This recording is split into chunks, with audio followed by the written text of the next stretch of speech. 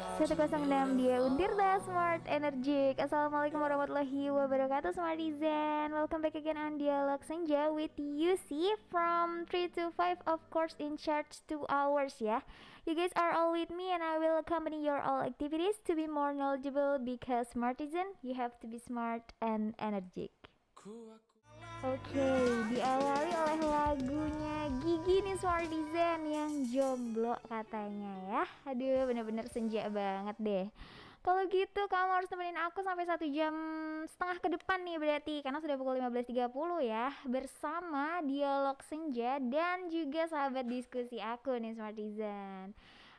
Kalau misalkan kamu join terus tanya topik hari ini apa nih Kak? Jadi topiknya adalah pendampingan ekonomi dan sosial program ya, kerjasama BNPB dan Untirtanya nih Smartizen. Jadi tim pendampingan ekonomi dan sosial program kerja BNPB dengan Untirta memasuki tahapan kick off meeting nih. Tahapan ini juga dilaksanakan secara daring pada hari Rabu 28 April 2021. Seperti yang diberitakan sebelumnya nih ya Smartizen ya, bahwa penandatanganan kontrak yang semua di tanggal 20 April direvisi menjadi tanggal 21 April 2021 lalu.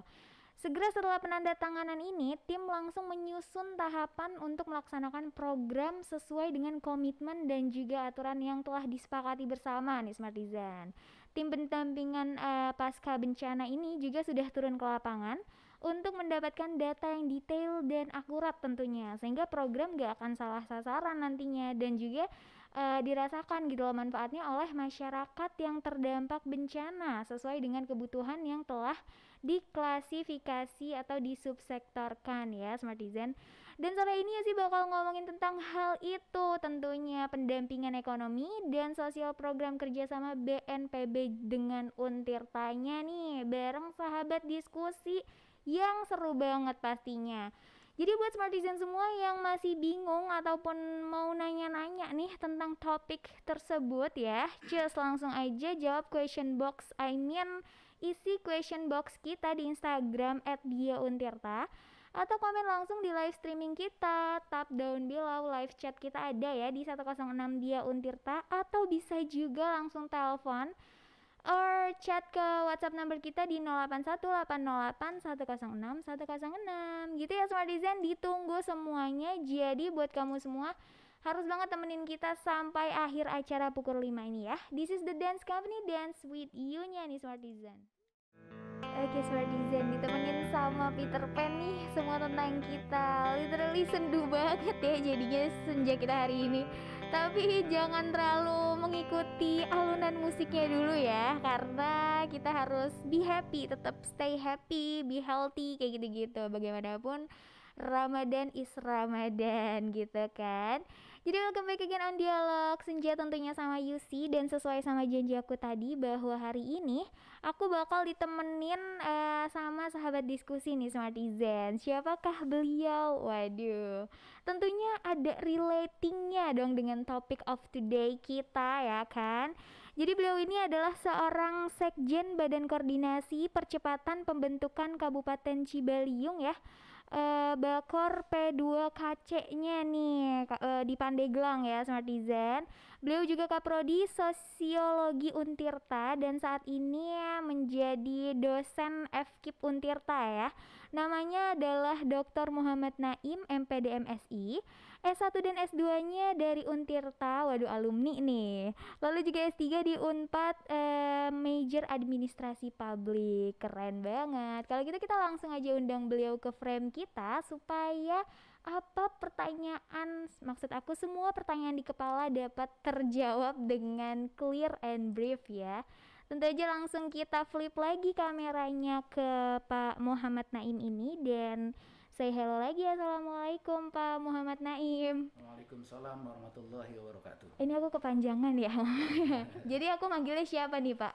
Ya, Naim juga boleh. Bapak Naim aja ya. Baik. Apa kabar Pak Naim? Ya, kenapa? Apa kabar? Alhamdulillah sehat. Alhamdulillah ya Pak ya.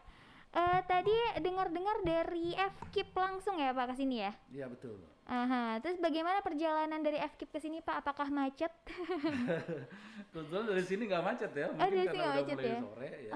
Biasanya Mungkin kalau udah- sore justru macet Pak. Tapi ini kebetulan lancar. Oh lancar ya, Kebetulan alhamdulillah. dari FKIP Ciwaru ya. Aha, Ke rezekinya Paku lagi bagus nih Pak ya. Ya. Biasanya Yusi kalau pulang udah macet banget kayak gitu. Oke, kita fokus lagi ke pembahasan kita Pak tentang pendampingan ekonomi dan sosial program kerjasama BNPB dengan Untirta nih Pak.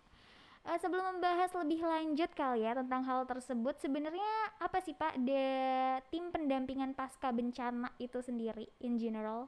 Ya. Ya sebenarnya ketika kita berbicara pendampingan pasca bencana tsunami ini adalah bagaimana kita mencoba untuk membangkitkan semangat yang tadinya mungkin karena bencana itu menjadi masyarakat ya banyak persoalan-persoalan yang dihadapi ya. Oleh karena itu dengan pendampingan sosial itu kita membantu untuk meningkatkan atau memotivasi mereka agar gairah hidupnya itu bisa bangkit dan kembali. Ya karena memang berbagai hal yang memang disebabkan oleh bencana itu kan banyak faktor juga ya Mbak Susi. Betul, betul. Misalnya yang tadinya dulu mungkin di dunia pendidikan misalnya ada pendidikan PAUD misalnya atau TK misalnya atau pendidikan yang lain. Tiba-tiba terkena bencana itu menjadi hilang. Nah, institusi-institusi itulah yang memang kita harus dorong agar mereka yang tidak ada tadinya institusi itu diadain lagi. Supaya mereka juga mempunyai suatu kemungkinan kedepannya lebih baik lagi gitu maksudnya, jangan sampai terpuruk. Kemudian juga ada yang lain juga misalnya kaitannya dengan masalah keagamaan misalnya. Mungkin dulu sebelum ada musibah itu ada musola di situ, ada tempat pengajian, ada tempat kumpul-kumpul masyarakat. Setelah ada bencana maka terhempas itu semua. Nah hal semacam itu harus kita dampingi gitu maksudnya Bu Susi.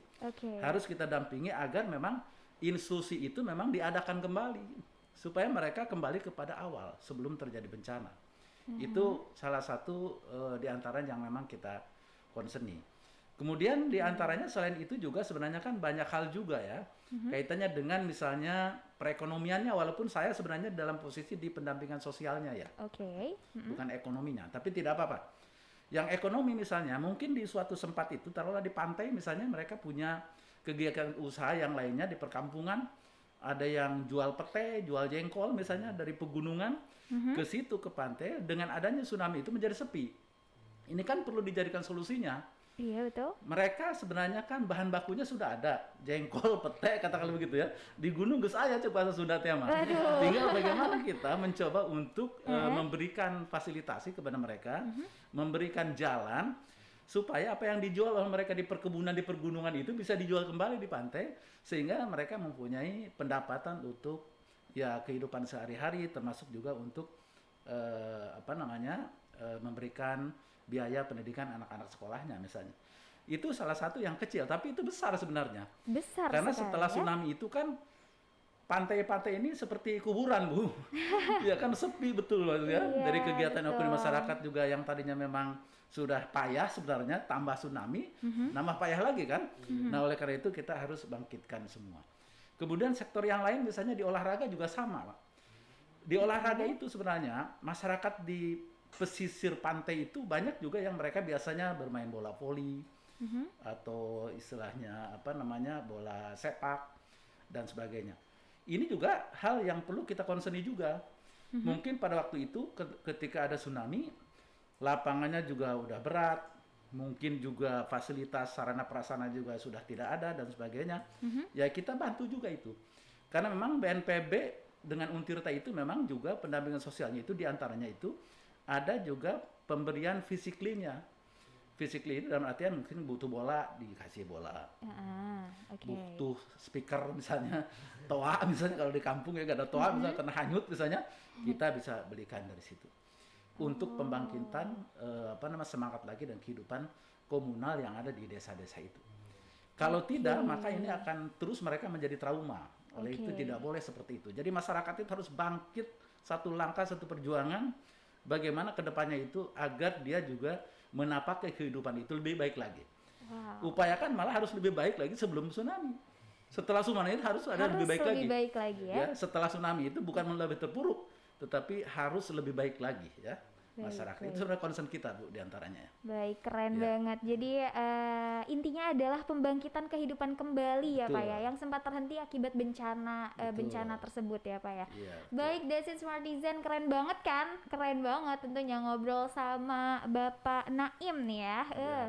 Pokoknya ini tepat banget deh hari ini menjadi sahabat diskusi aku, Pak Naim. Thank you banget berarti ya. Tapi setelah ini masih ada lagu-lagu lagi yang mau lewat nih Pak, dari Zayn Malik ya, The Still Down, and enjoy this music Smartizen.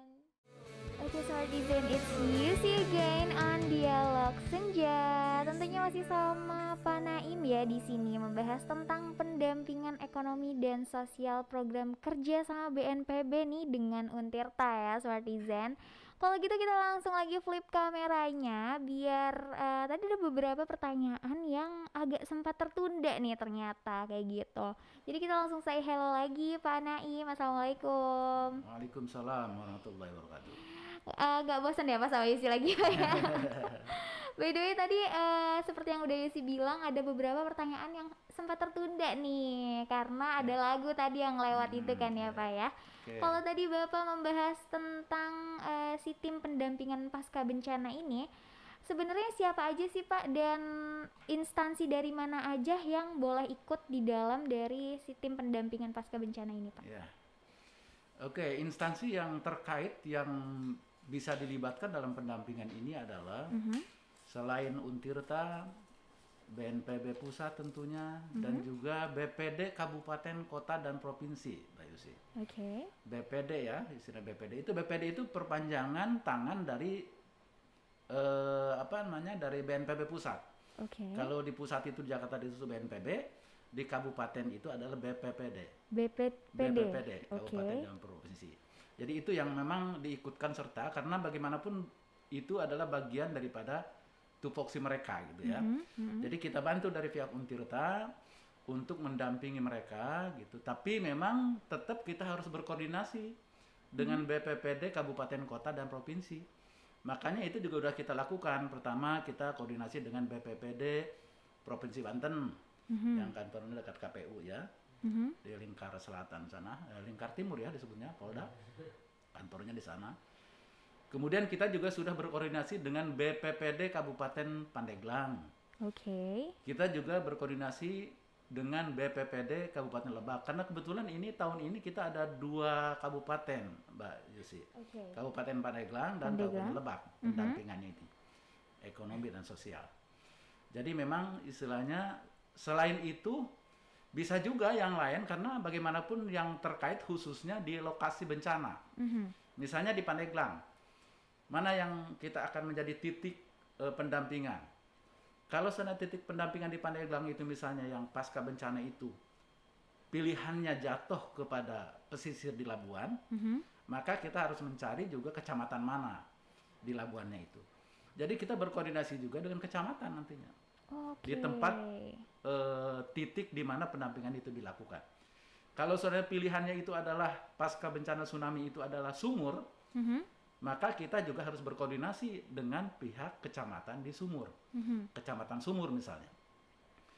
Koordinasi dengan kecamatan-kecamatan ini untuk memilih juga kira-kira titik di mana yang terkena tsunami paling parah. Ya, di sumur misalnya. Kecamatan sumur itu kan pasti ada beberapa desa yang parah. Satu desa, misalnya 2 desa. Nah, itulah yang menjadi titik nantinya.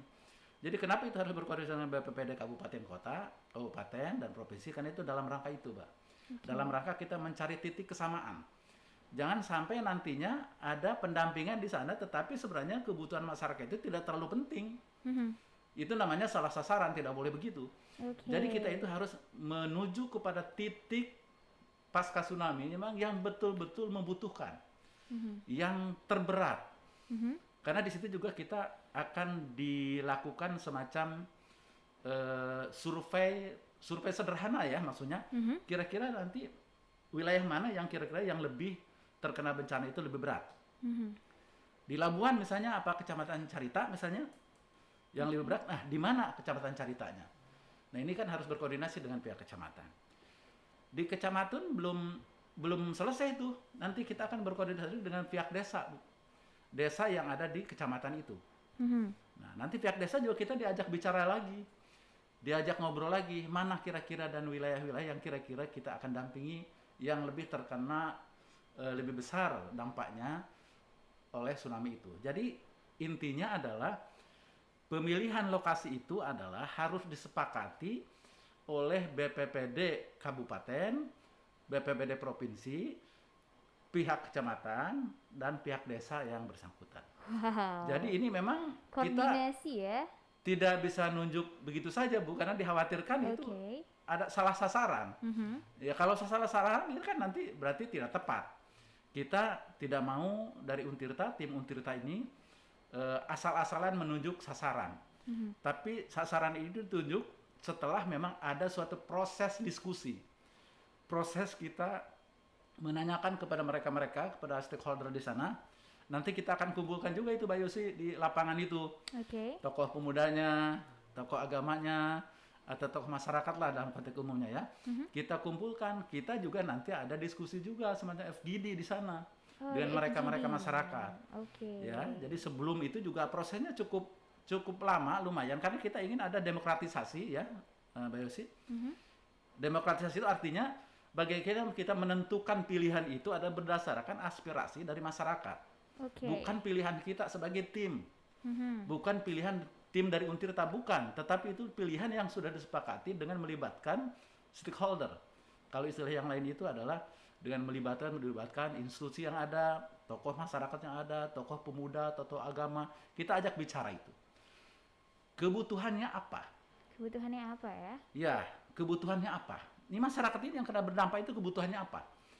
Karena itu nanti ada dana stimulan kan Ibu. Ada dana stimulan itu adalah dana yang diberikan kepada mereka yang membutuhkannya. Agar sesuai sasaran kembali lagi. Iya, jadi memang ada dana stimulan itu. Tapi memang dana stimulan dari pendampingan itu tidak boleh berupa duit. Tidak boleh berupa uang. Tapi harus berupa barang yang sudah dibelikan untuk mereka. Jadi diberikannya bukan uang ya, tetapi ada berupa barang. Kalau misalnya di suatu tempat itu misalnya katakanlah pemudanya butuh bola, butuh jaring misalnya, jaring untuk bola voli misalnya, net. Ya kita belikan itu, jaring, bola, atau mungkin hal yang lain prasarananya. Tapi dalam berbentuk barang. Dan itu tidak nanti boleh uang sekali lagi? Bukan. Berarti tidak boleh. Tidak pernah bantuan kepada tempat-tempat yang bencana itu berbentuk uang, tidak pernah ya Pak seperti itu? Ya artinya bahwa yang pendampingan sekarang baik ekonomi maupun sosial itu adalah tidak berupa barang, tidak berupa uang, tetapi harus berupa barang. Baik. Memang barangnya juga yang disesuaikan dengan kebutuhan. Iya. Karena itu di scoring juga nanti itu sih di scoring. Ini butuh bener nggak sih misalnya di desa yang parah kena bencana itu butuh misalnya katakanlah sarana prasarana untuk musola misalnya, karpet misalnya, misal ini mah, betul nggak butuh itu? Nah kalau butuh itu kita belikan karpetnya, untuk istilahnya supaya apa yang hilang pada saat itu bisa kembali lagi dan bisa dipakai oleh masyarakat lagi. Tadi ada sedikit banget yang membuat aku sangat menarik nih Pak, ketika Bapak membicarakan tentang prosesnya cukup lama. Selama-lamanya dalam FGD lah ya istilahnya, itu paling lama berapa hari? Karena tidak mungkin berminggu-minggu kan Pak? Betul, tapi memang begini Mbak Susi, memang ada jadwalnya ya dari pusat juga udah ketat gitu jadwalnya. Misalnya tanggal sekian ini sampai dengan sudah ada deadline berarti. Sudah ada di sana. Jadi kita harus menyepakati itu aja. Jadi jadwalnya sudah ketat. Apabila memang itu FGD karena untuk diskusi di lapangan, misalnya tanggal kita harus laksanakan itu. Dan kita harus segera laporkan ke pusat bahwa inilah. Karena dari FGD itulah memang nanti bisa ditemukan kebutuhan mereka yang memang sesuai dengan yang dibutuhkan. Baik. Kebutuhannya ya, bukan keinginan ya Bu ya. Tapi ini kebutuhannya. Jadi kebutuhan itulah yang kita angkat itu ya. Jadi kembali lagi mencari titik kesamaan ya Pak ya. Kesamaan, dan itu bantuan itu tadi. Kita jangan sampai memberikan bantuan yang memang tidak dibutuhkan secara masif di sananya. Jadi kita memberikan stimulan itu memang kepada hal-hal yang memang dibutuhkan oleh mereka karena pasca bencana itu. Jadi yang perlu dicatat sekarang ini adalah bahwa untuk pendampingan ekonomi maupun sosial itu adalah diperuntukkan untuk korban pasca tsunami.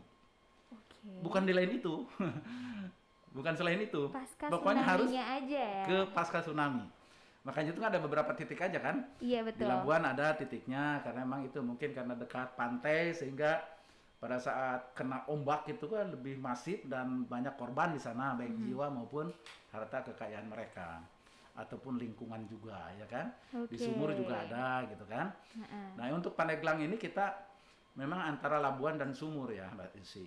Iya. Titiknya ya, tapi memang ini masih proses, penjaringan aspirasi juga kita. Jadi seperti itu Smartizen. Diperuntukkan sekali lagi ya, yang harus di-highlight adalah diperuntukkan untuk masyarakat-masyarakat yang terkena pasca tsunami ya Pak ya? Betul. Tidak di luar dari itu. Iya. Baiklah kalau begitu, all clear. Thank you banget Pak atas penjelasannya. Dan setelah ini we gonna listen to Taylor Swift 22 and yes, enjoy this music Smartizen. Oke Smartizen, it's Yusi again on Dialog tentunya ya. Tetap bicarakan tentang pendampingan ekonomi dan sosial program kerjasamanya BNPB juga Untirta nih Smartizen. Karena sudah pukul 16.14, jadi mungkin tinggal beberapa kali pertanyaan lagi kali ya yang akan Yusi ajukan ke Bapak Naim nih selaku sahabat diskusi aku hari ini. Kalau gitu kita langsung flip lagi kameranya dan say hello again Pak Naim. Selamat senja. Ya, selamat senja Bu. Kita langsung aja ke pertanyaan selanjutnya ya Pak ya. Iya, bahwa tadi sudah juga dijelaskan untuk fokus dari tim pendampingan pasca bencana ini sendiri lebih terfokus untuk program pasca tsunami ya. Iya, betul. Di luar dari itu tidak termasuk nih Smartizen. Lalu Bapak bisa tidak Yusi minta tolong menjelaskan visi dan misi yang sesungguhnya nih Pak dari tim pendampingan pasca bencana ini sendiri. Iya. Kaitannya dengan visi ya, pendampingan pasca bencana ini adalah bahwa kita mencoba untuk membangun masyarakat yang tangguh ya. Kalau istilah jargonnya BNPB itu adalah BNPB tangguh. Jadi memang visinya itu ya Mbak Yusi. Bagaimana kita menjadikan masyarakat itu masyarakat yang memang betul-betul tangguh gitu maksudnya ya. Jadi kita harus didorong itu misi itu supaya masyarakat itu betul-betul ketika ada bencana gitu ya tidak panik luar biasa, tetapi bagaimana dia juga mencoba untuk menangguhkan diri gitu ya supaya betul-betul ketika ada bencana dan sebagainya dalam posisi tidak panik ya. Kalau panik kan malah bahaya kan. Jadi memang harus dihadapi dengan tenang juga gitu kan. Jadi sehingga masyarakat itu ketika ada bencana juga bisa lebih bersiap-siap diri.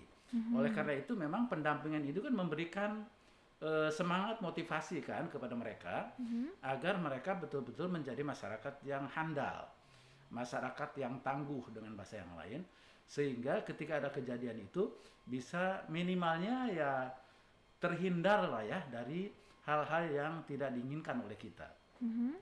Karena kalau segala sesuatu itu memang dihadapi dengan gerusa-gerusu, apalagi kepanikan, itu memang malah bahaya juga kepada masyarakat kita. Oleh karena itu kita juga mencoba untuk mendampingi itu mereka, supaya mereka, ya ini kita memang lokasinya di bencana ini, maksudnya gini maksud saya ingin katakan bahwa ini masyarakat memang berdiam di situ, dan itu memang lokasinya lokasi bencana gitu kan, jadi memang kan harus disiapkan mentalnya ini, gitu kan, jangan sampai mereka terlena gitu kan, sudah tahu berdiam di situ memang di titik bencana tsunami, berleha-leha gitu kan, tidak boleh begitu, makanya kita berikan suatu semangat kepada mereka. Bahkan sebenarnya Untirta sendiri nih Mbak Yosi, sebenarnya ada penemuan yang cukup bagus dari teman-teman mahasiswa tuh. Apa tuh? Mengenai peringatan tsunami. Itu sudah disampaikan juga oleh Pak Warek 4 kita, Pak Aceng, Dr. Aceng, bahwa Untirta itu menemukan alat peringatan dini tsunami. Yang apabila di laut itu bergelombang begitu naik, itu terkoneksi dengan toa, speaker yang ada di musola-musola masjid-masjid itu. Jadi langsung bunyi itu. Makanya saya berpikir ini adalah perlu disosialisasikan juga untuk memperingati kepada mereka bahwa oh ada gelombang tinggi loh di laut. Jadi mereka harus siap-siap. Gitu. Sebenarnya ada gitu, tapi memang ini mungkin ini juga harus dipublikasikan terus-menerus oleh kita. Karena itu kan bagaimanapun gagasan, ide atau katakanlah penemuan baru yang memang itu sangat luar biasa sebenarnya. Dan Sangat itu perlu membantu publikasi. sekali juga. Itu adalah alat tsunami, peringatan dini tsunami maksud saya. Itu alat peringatan dini untuk tsunami. Dan itu sudah diciptakan oleh mahasiswa kita di Fakultas Teknik. Dan ini juga salah satu hal yang perlu dipublikasi karena itu bagian daripada ide gagasan anak-anak bangsa ini. Khususnya bangsa Banten ya, kira-kira begitu. Khususnya bangsa Banten dan masyarakat Untirtanya nih. Betul, ya. Keren banget. By the way, berarti belum terpublikasi kah Pak alat-alat tersebut? Ya, ini saya pikir memang harus ada publikasi yang masif ya, maksudnya. Ketika penemuan itu didapat, harus ada publikasi yang masif. Tapi sudah mulai kok dipublikasikan sekarang itu. Bahkan Pak Warek 4 itu bilang bahwa bahkan harganya pun lebih miring harganya dibandingkan dengan alat tsunami yang dari luar. Lebih hemat biaya, efektif tapi efisien juga. Coba bayangin ada ombak naik di nun jauh di sana di lepas laut, kemudian terkoneksi dengan speaker atau toa di musola-musola itu masjid di sekitar sana, itu, ya? Itu akan meraung-raung itu nanti speaker itu bunyi maksudnya bahwa itu ada tsunami. Itu juga salah satu yang perlu. Tapi itu butuh ini ya, butuh sosialisasi, butuh publikasi yang masif. Karena kalau tidak ada apa yang dikerjakan oleh kita, Untirta itu nanti tidak diketahui juga. Nah, oleh karena ini juga PR kita bersama. Bagaimana ini supaya ide-ide atau gagasan-gagasan untuk peringatan dini tsunami ini bisa juga segera dipublikasikan, bisa segera diimplementasikan di masyarakat khususnya yang membutuhkannya. Itu kira-kira Mbak Yosi. Keren banget sih ini. Untirta sudah memiliki alat pendeteksi tsunami sejak dini ya berarti ya. Betul. Jadi spread awareness juga buat masyarakat sekitar ketika akan terjadi tsunami lebih tepatnya ya. Jadi ombak itu belum nyampe ke pantai, sudah bunyi dulu. Betul, gitu. Meminimalisir korban juga ya Pak ya, seperti itu. Lalu pertanyaan selanjutnya adalah sebenarnya tugas apa aja yang dilakukan dari tim pendampingan pasca bencana ini Pak, selain dari istilahnya kalau kita kan tadi membangkitkan lebih ke mental masyarakatnya gitu ya. Iya, betul. Tugas lainnya apa aja selain itu Pak? Ya, tugas lainnya begini, karena ada beberapa sektor ya Mbak Yusi dari pendampingan ini, baik ekonomi maupun sosial. Itu ada 6 sektor kalau tidak salah. Yang pertama misalnya sektor keagamaan, sektor kepemudaan, sektor PKK, kemudian sektor kesehatan, sektor pendidikan. Ini yang sektor-sektor ini yang menjadi tupoksi kita untuk menggali sektor mana yang memang lebih terdampak oleh tsunami daripada 5 atau 6 sektor itu, Mbak Yusi. Nah, kalau sudah ditemukan itu, misalnya katakanlah setelah musyawarah di lokasi, ternyata sektor pendidikan misalnya yang terkena lebih berdampak, berarti kita harus segera fokus ke situ pendidikan itu. Pendidikan apanya ini misalnya? Gedungnya pada rontok, pada hilang, yang tadinya ada tadi hilang. Atau mungkin ada tapi rusak gitu kan? Berarti harus concern ke situ tuh. Ya, kita harus bangkitkan lagi tuh semangat mereka. Misalnya kita coba untuk membangun lagi itu. Kemudian kebutuhannya apalagi buku-buku perpustakaan misalnya pada hilang semua, kita adain lagi. Jadi intinya itu adalah bagaimana kita mencoba untuk mengadakan yang tadinya tidak ada menjadi ada lagi, Ibu. Ya, yang tadinya tidak ada nih, yang tadinya ada menjadi tidak ada, adain lagi itu. Supaya institusi-institusi sosialnya itu memang tumbuh kembang lagi seperti sebelum tsunami. Kira-kira begitu. Syukur kalau seandainya melebihi ya. Kita berharap sebelum tsunami misalnya ada, tapi setelah tsunami kita perbaiki dan sebagainya, dibantu oleh pusat dan sebagainya, malah lebih bagus lagi fasilitasnya gitu kan. Itu memang diharapkan ya, minimal yang tadinya ada menjadi ada. Syukur kalau misalnya adanya itu lebih baik daripada yang sebelumnya lagi, ya. Gitu kira-kira. Itu pasti sektor-sektor itu yang memang kita tajami ya. Iya, baik. Jadi gitu. Dari ke-6 sektor tersebut juga dimatangkan kembali sektor mana yang harus lebih terfokus ya, Pak ya. That's it Smartizen. Jadi tidak asal mengambil keputusan bahwa sektor inilah yang paling penting. Tentunya tadi kembali lagi ada FGD dan lain-lain itu ya. Prosesnya panjang juga nih. Panjang, Bu. Soalnya bayangin aja coba mulai dari provinsi, Bu. Kita pinta Dari apa provinsi sebenarnya atau provinsi pusat tuh? pandangannya tentang musibah tuh. Setelah Oke. itu dari BPPD provinsi kita ke BPPD kabupaten. Kabupaten. Misalnya ke Pandeglang, Lebak. Dari BPPD Kabupaten Pandeglang yang punya wilayah di Pandeglang dan Lebak itu apa kata mereka Apa tentang kata musibah mereka di sana? ya? Di mana kira-kira? Dari situ belum cukup. Kita ke Juga. kecamatannya.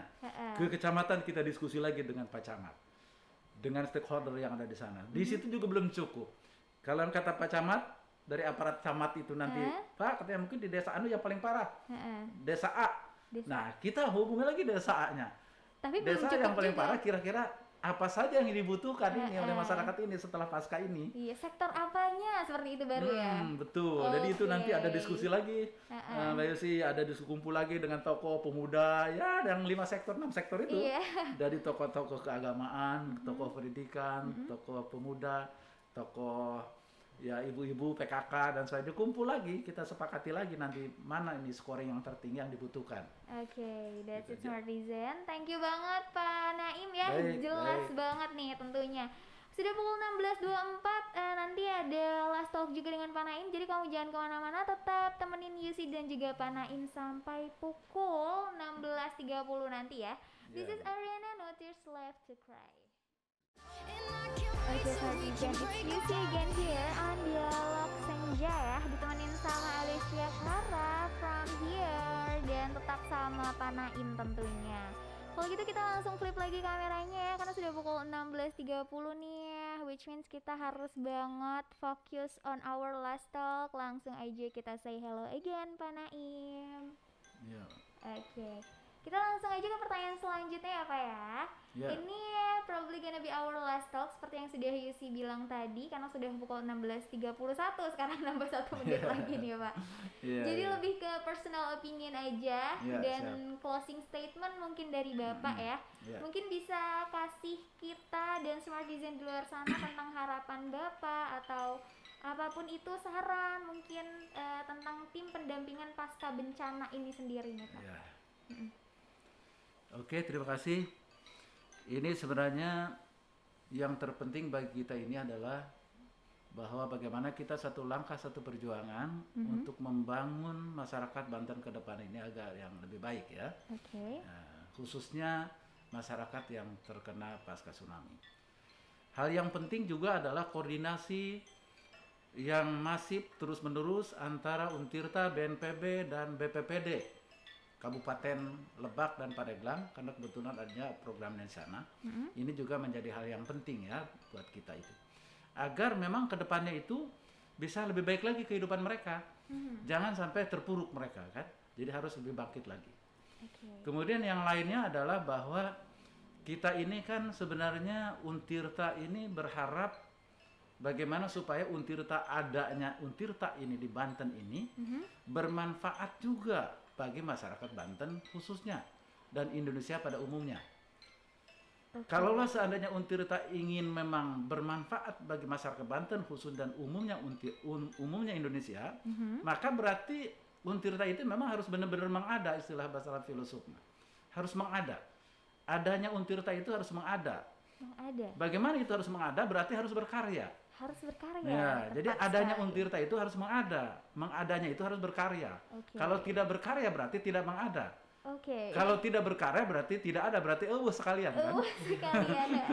Jadi insya Allah nih Untirta ke depan akan mengada terus karena memang berkarya. Karena berkarya terus. Karena berkarya terus. Oleh karena itu perguruan tingginya kan kita berharap kalau istilah Pak Jokowi itu jangan sampai menjadi menara gading. Bagaimana perguruan tinggi ini menjadi menara air yang bisa bermanfaat bagi sekitarnya, gitu maksudnya ya. Kira-kira begitu, Mbak Yosi. Jadi memang ini makanya kalau kita ingin Untirta itu dikatakan Untirta Jawara, nah inilah sebenarnya program-program ini ada program Jawara sebenarnya. Kalau bahasa BNPB itu adalah di program yang memang tangguh, kira gitu kan. Jadi BNPB tangguh, Untirta Jawara, kira-kira begitu ya, Mbak Yosi. Keren banget. Kira-kira begitu ya. Iya. Jadi insya Allah lah kedepannya akan lebih baik lagi. Itu harapan kita ya. Insya Allah, amin, amin dari amin. Kita doakan bersama ya agar Untirta dan juga BNPB mungkin lebih kedepannya lebih baik lagi dari segi apapun itu ya Pak ya. Baik, tadi suka banget ketika bilang Untirta harus mengada. Caranya mengada adalah berkarya. Waduh, keren banget. Thanks a lot buat Pak Naim yang udah nemenin Yusi sampai sampai pukul 16.34 ini ya Pak ya. Oke, Pak Yusi, Semoga terima kasih. Bapak sukses terus. Sehat Terima selalu kasih. juga. Salam buat Amin. keluarga di rumah ya Pak ya. Siap, ya, Tetap terima selamat kasih. menjalani puasanya juga. Ya, Dan terima mungkin kasih. sekian dari aku ya Pak. Ya. Dari Bapak juga ada lagi tidak yang ingin disampaikan mungkin? Saya pikir sampai mungkin saya ingin menyampaikan bahwa radio ini harus terus berkumandang ya. Waduh. Itu. Jadi memang tadi itu kalau Terharu memang sekali. radio itu memang harus berkumandang berarti kan harus berkarya kan, Betul, supaya betul. benar-benar ada, Supaya adanya itu ada. bermanfaat kan. Kalau Betul. tidak ada tidak bermanfaat, lebih baik nggak usah kalian kan kira-kira Iya. begitu. Tapi insya Allah radio kita akan mengumandang terus ya. Amin. Tetap eksis itu harapan saya. Terima Oke, kasih. thank you very much Pak Naim sekali lagi, dan mungkin sekian aja dari Yusi dan Pak Naim ya. Terima Ya, kasih Bu. Pak Naim. Wassalamualaikum warahmatullahi wabarakatuh. Terima kasih. Assalamualaikum warahmatullahi wabarakatuh. Waalaikumsalam warahmatullahi wabarakatuh. That's it Smartizen ya. Sudah pukul 16.35 by the way. Setelah ini Yusi mau puterin lagi lagu buat kamu ya. Jangan kemana-mana karena masih ada sekitar 25 menit kali ya.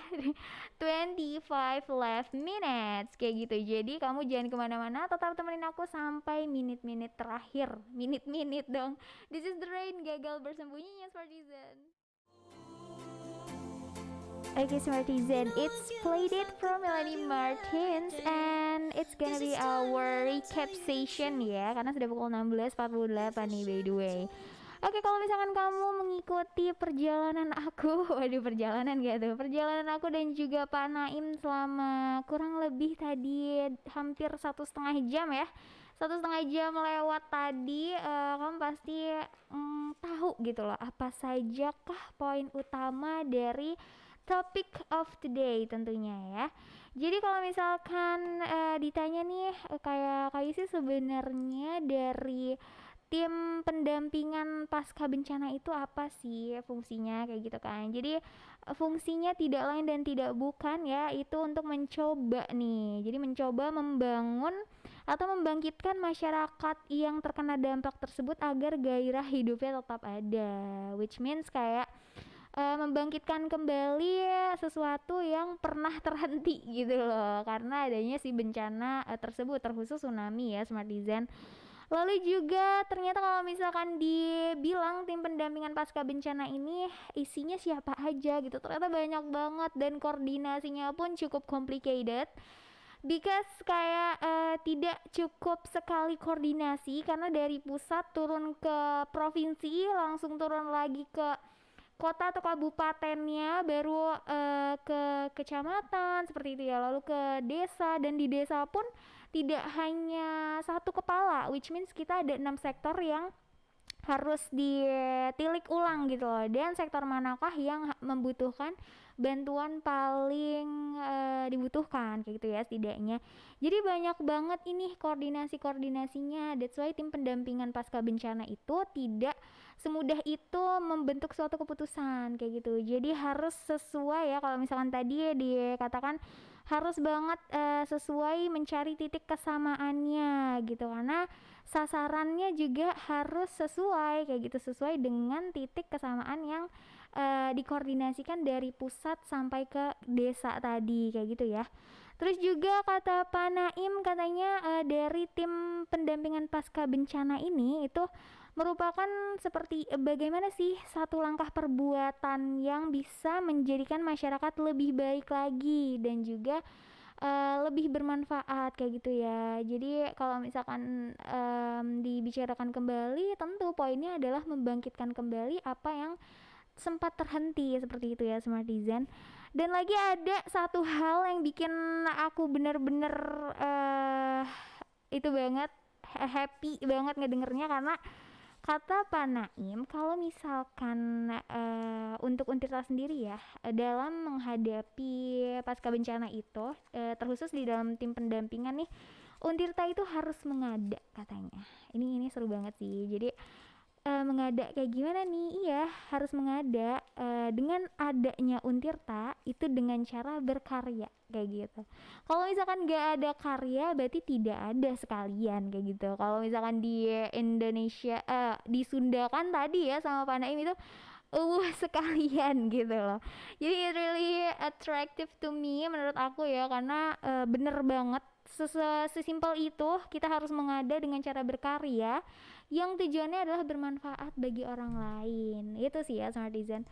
Oke, untuk recap the whole thing semenjak 1,5 jam tadi, mungkin itu aja dari aku. Setelah ini masih ada lagi closing dari Yusi tentunya ya, jadi jangan kemana-mana. See you in the 8 left minutes again. Oke Smartizen, diakhiri dengan lagunya Rosa nih yang jangan hilangkan dia ya. Tapi pukul 17.00 ini Yusi harus banget menghilang dari frame ini sekarang juga. Karena apa? Karena sudah selesai waktunya istirahat. Yeay. So thank you banget buat kamu yang udah nemenin aku selama 2 jam ke belakang tadi ya, bersama Bapak Naim tentunya.